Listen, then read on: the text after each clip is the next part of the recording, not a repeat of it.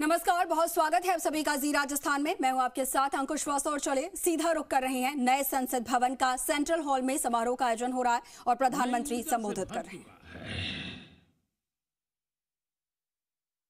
और यही चेतना, यही ऊर्जा इस देश के कोटि कोटि जनों के सपनों को संकल्प में परिवर्तित कर सकती है और संकल्प को परिश्रम की पराकाष्ठा कर करके सिद्धि तक पहुंचा सकती है। ये हम देख सकते हैं।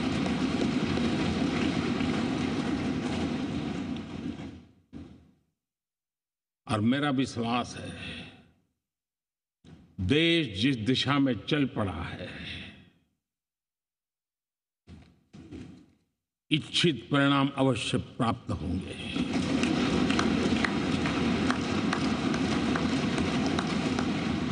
हम गति जितनी तेज करेंगे, परिणाम उतने जल्दी मिलेंगे।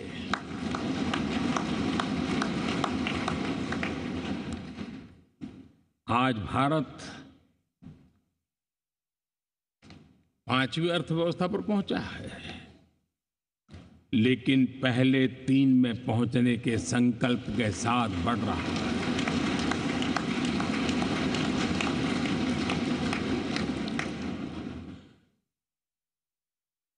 और मैं जिस स्थान पर बैठा हूं, जो जानकारियां प्राप्त होती है, उसके आधार पर विश्व के गणमान्य लोगों से बातचीत करता हूं, उसके आधार पर मैं बड़े विश्वास से कह रहा हूं, हम में से कुछ लोगों की निराशा हो सकती है, लेकिन दुनिया आश्वस्त है कि भारत टॉप 3 में पहुंच के रहेगा।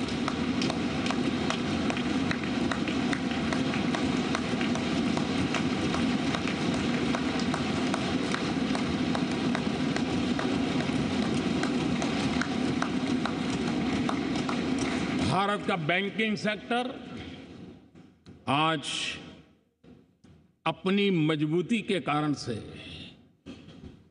फिर एक बार दुनिया में सकारात्मक चर्चा का केंद्र बना हुआ है।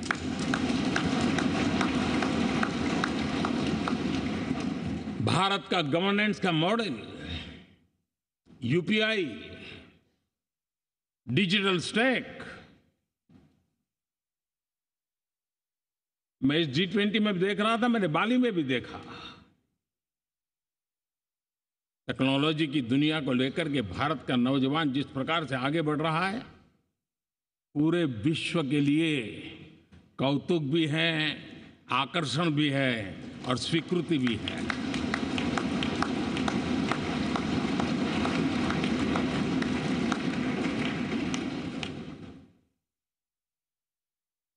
हम सब उस ऐसे कालखंड में हैं, मैं कहूंगा हम लोग एक भाग्यवान लोग हैं। ऐसी भाग्यवान समय में हमें कुछ दायित्व निभाने का अवसर आया है और हमारा सबसे बड़ा भाग्य है कि आज इंडियन एस्पिरेशंस उस ऊंचाई पर हैं जो शायद पिछले 1000 साल में नहीं रहे होंगे।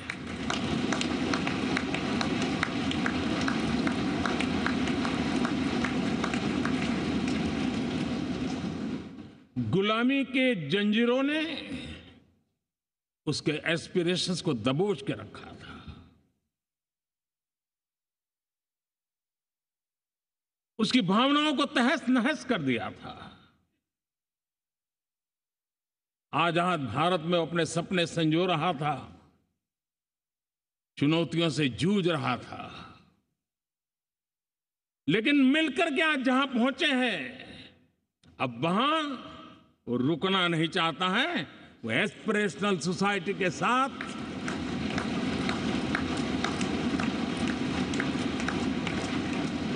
नए लक्ष्य गढ़ना चाहता है।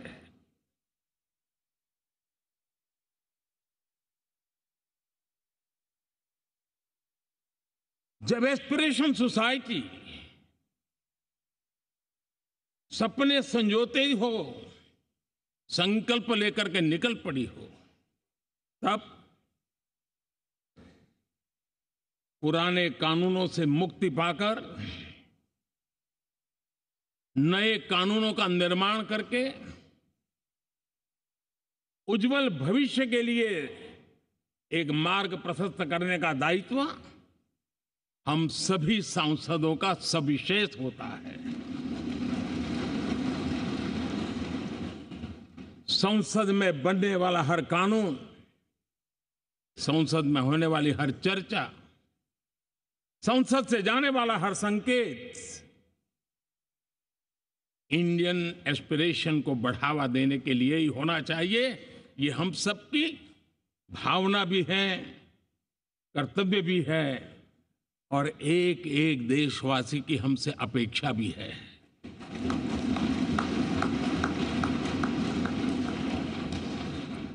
हम जो भी रिफॉर्म करें उसके मूल में इंडियन एस्पिरेशन सबसे सर्वोच्च पद पर होना चाहिए, प्राथमिकता पर होना चाहिए।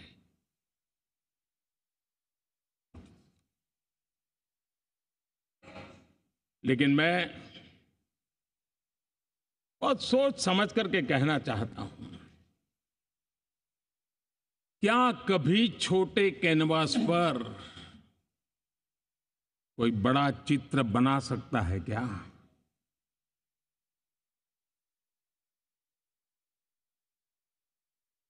जैसे छोटे कैनवास पर बड़ा चित्र नहीं बन सकता, वैसे हम भी अगर हमारे सोचने के कैनवास को बड़ा नहीं कर सकते तो भव्य भारत का चित्र भी हम नहीं अंकित कर सकते।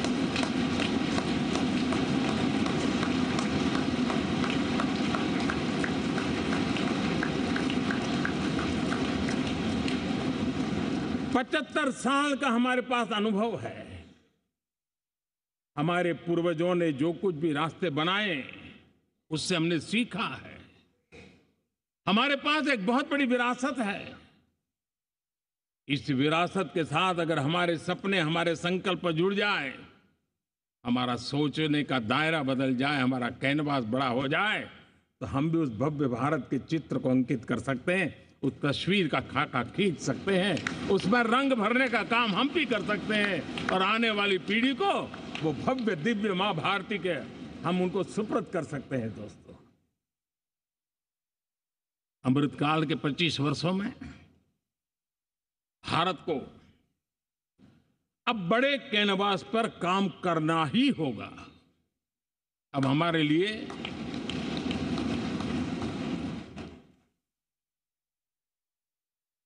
छोटी छोटी चीजों में उलझना वो वक्त चला गया है। हमें आत्मनिर्भर भारत बनाने के लक्ष्य को सबसे पहले परिपूर्ण करना चाहिए और हमसे शुरुआत होती है, हर नागरिक से शुरुआत होती है। और आज दुनिया में भी एक समय ऐसा था कि लोग मुझे कहते थे, हमारे बड़े बड़े बुद्धिजीवी और अर्थशास्त्री लिखते थे कि मोदी आत्मनिर्भर की बात करता है तो मल्टीलेटरलिज्म के सामने चुनौती तो बन नहीं जाएगा, ग्लोबल इकोनॉमी के जमाने में ठीक तो नहीं होगा। लेकिन 5 साल के भीतर भीतर देखा, दुनिया भारत के आत्मनिर्भर मॉडल की चर्चा करने लग गई है।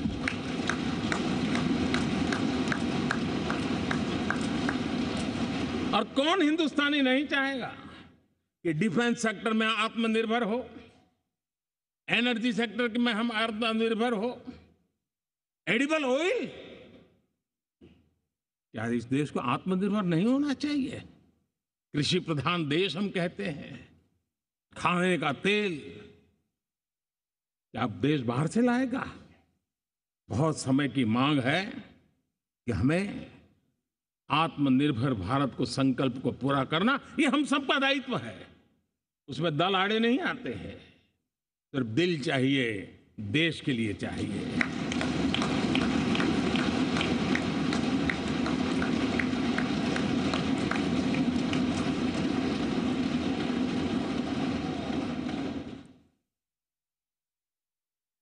हमें अब मैन्युफैक्चरिंग सेक्टर में दुनिया में सर्वश्रेष्ठ बनने की दिशा में ही कदम रखने होंगे। और मैंने इकबाल लाल किले से कहा था, जीरो डिफेक्ट जीरो इफेक्ट। हमारे प्रोडक्ट में कोई डिफेक्ट ना हो, हमारी प्रक्रिया में पर्यावरण पर कोई इफेक्ट ना हो, ऐसा जीरो डिफेक्ट जीरो इफेक्ट वाला हमें दुनिया के सामने मैन्युफैक्चरिंग क्षेत्र में जाना होगा। हमारे डिजाइनर, हमारे यहां निर्माण हो रही डिजाइन्स, हमारे सॉफ्टवेयर, हमारे एग्रीकल्चर प्रोडक्ट्स, हमारे हस्तशिल्प, हर क्षेत्र में अब हमें वैश्विक मापदंडों को पार करने के इरादे से ही चलना चाहिए, तब जाकर के विश्व के अंदर हम अपना झंडा फहरा सकते हैं। मेरे गांव में मेरा सबसे अच्छा माल हो, इतनी बात नहीं चलेगी। मेरे राज्य में मेरा सबसे अच्छा प्रोडक्ट नहीं चलेगा, मेरे देश में मेरा सबसे अच्छा प्रोडक्ट नहीं चलेगा, दुनिया में मेरा प्रोडक्ट सबसे अच्छा होगा, ये भाव हमें पैदा होगा।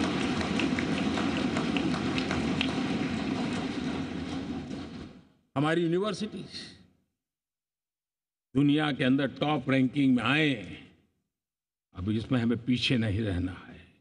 हमारे शिक्षा जगत को नई नेशनल एजुकेशन पॉलिसी मिली है, एक खुलापन है, सर्व स्वीकृत बनी है, उसके सहारे अब हमें चल पड़ना है।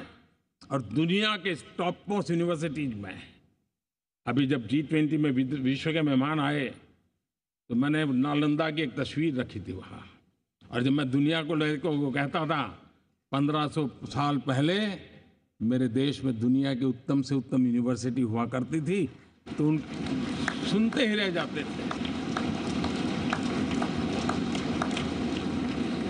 लेकिन हमें उसे प्रेरणा लेनी है, पर प्राप्त तो अभी करके रहना है, ये हमारा संकल्प होना है।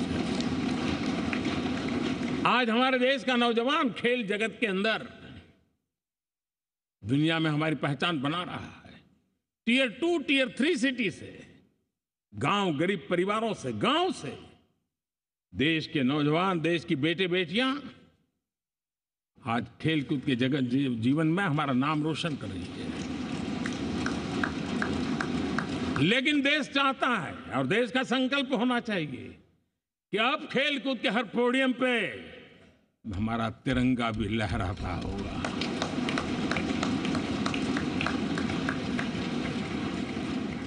हमें अब पूरा हमारा दिमाग क्वालिटी पर फोकस करना ही होगा, ताकि हम विश्व की आशा अपेक्षाओं के अनुकूल और भारत के सामान्य मानव के जीवन में भी क्वालिटी ऑफ लाइफ के प्रति जो एस्पिरेशन बढ़ा है उसको हम एड्रेस कर पाए। और जैसे मैंने कहा कि हम भाग्यवान हैं कि हम उस समय काम कर रहे हैं जब समाज अपने आप एक एस्पिरेशनल सोसाइटी है। हमारा और भी एक भाग्य है कि हम उस समय हैं जब हिंदुस्तान युवा देश है। हम दुनिया में सबसे ज्यादा जन आबादी वाला तो देश बने ही हैं, लेकिन सबसे बड़ी आबादी, उसमें भी सबसे युवा, ये पहली बार हुआ है।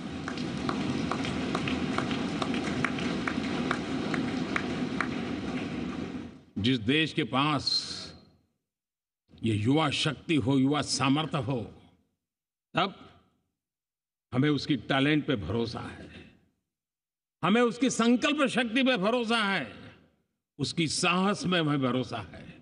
और इसलिए हम चाहते हैं कि दुनिया में भारत का युवा अग्रिम पंक्ति में नजर आना चाहिए, वो स्थिति पैदा होनी चाहिए। आज पूरी दुनिया को स्किल मैन पावर की बहुत बड़ी जरूरत है, और भारत विश्व की इस आवश्यकता की पूर्ति के लिए अपने आप को सज्ज कर सकता है और उन आवश्यकताओं को पूरी कर करके दुनिया में अपनी एक जगह भी बना सकता है। और इसलिए विश्व में उनकी आवश्यकता के लिए किस प्रकार के मैन पावर की जरूरत है, किस प्रकार के उनको ह्यूमन रिसोर्स की जरूरत है, उस स्किल मैपिंग का काम भी चल रहा है। और उस स्किल मैपिंग के अनुसार भारत के अंदर स्किल डेवलपमेंट की तरफ हम बल दे रहे हैं और जितना ज्यादा हम स्किल डेवलपमेंट पर बल देंगे, भारत के नौजवानों का सामर्थ्य विश्व में अपना डंका बजाने में कोई कमी नहीं रखेगा। और हिंदुस्तानी जहां गया है उसने अच्छाई की छाप छोड़ी है, कुछ कर गुजरने की छाप छोड़ी है। ये सामर्थ्य हमारे अंदर पहले से पड़ा हुआ है और हमारे पहले जो लोग गए हैं उन्होंने इससे छवि भी बना के रखी हुई है। आपने देखा होगा पिछले दिनों करीब 150 नर्सिंग कॉलेज एक साथ खोलने का निर्णय किया। पूरे दुनिया में बहुत बड़ी रिक्वायरमेंट है नर्सिंग की। हमारी बहन, हमारी बेटियां, हमारे बेटे उस क्षेत्र में दुनिया में पहुंच सकते हैं, आसानी से पहुंच सकते हैं। पूरे विश्व की जरूरत है और ये तो मानवता का काम है जिसमें हम पीछे नहीं रहेंगे। आज मेडिकल कॉलेजेस का इतना व्यापक रूप से निर्माण देश की आवश्यकता तो पूरी करनी ही करनी है, दुनिया की आवश्यकताओं में भी योगदान दे सकते हैं। कहने का तात्पर्य यही है, हर छोटी चीज पर बारीकी से ध्यान देते हुए, उस पर अपना ध्यान केंद्रित करते हुए हमें आगे बढ़ना है। हमें भविष्य के लिए सही समय पर सही फैसले भी लेने होते हैं। हम फैसलों को टाल नहीं सकते। हम राजनीतिक लाभ नुकसान के गणा भाग के अंदर अपने आप को बंधी नहीं बना सकते हैं। हमें तो देश के एस्पिरेशन के लिए हिम्मत के साथ नए निर्णय करने होते हैं। आज सोलर पावर के सफल मूवमेंट्स हमारी भावी पीढ़ी के लिए एनर्जी क्राइसिस से मुक्ति की गारंटी दे रहा है। आज मिशन हाइड्रोजन आने वाले दिनों में जो एनवायरनमेंट की चिंता है, जो टेक्नोलॉजी में बदलाव आ रहा है, उसके समाधान का रास्ता देने का सामर्थ्य रखती है। आज हमारा सेमीकंडक्टर जिस प्रकार से जीवन चलाने में हमारे हृदय की जरूरत रहती है, वैसे ही आज हमारी टेक्नोलॉजी चिप्स के बिना चल नहीं सकती और सेमीकंडक्टर उसके लिए बहुत अनिवार्य है। उस दिशा में हम आगे जाकर के इलेक्ट्रॉनिक मैन्युफैक्चरिंग में कोई रुकावट ना आए और जीवन कहीं अटक न जाए, उसलिए एक बहुत बड़ी मात्रा में हम काम कर रहे हैं। जल जीवन मिशन, हर जिले में 75 अमृत सरोवर, हमारी भावी पीढ़ी को, हमारे बच्चों के भी बच्चे, उनको कभी पानी के बिना तरसना न पड़े, इसकी चिंता हम आज कर रहे हैं। विश्व के बाजार में हमारा हर व्यापार कारोबार पहुंचे, कॉम्पिटिटिव ताकत के साथ खड़ा रहे, लॉजिस्टिक सिस्टम को और अधिक कम खर्च वाला बनाना, एफिशिएंट बनाना, उस दिशा में हम बहुत नीतियां लेकर के चल रहे हैं। आज समय की मांग है कि भारत का एक ऐसा भारत का हम निर्माण करें।